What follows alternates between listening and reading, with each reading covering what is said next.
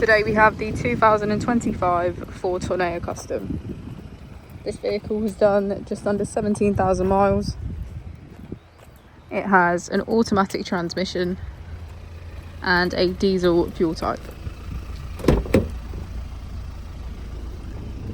As we step inside, we can see that we have 8 seats in total, all of which have a black leather trim.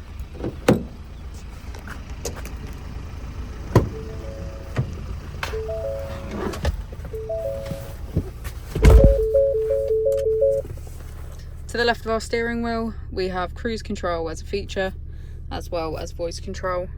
And on the right, we have hands-free calling. On our screen, we can access Apple and Android CarPlay, features, settings,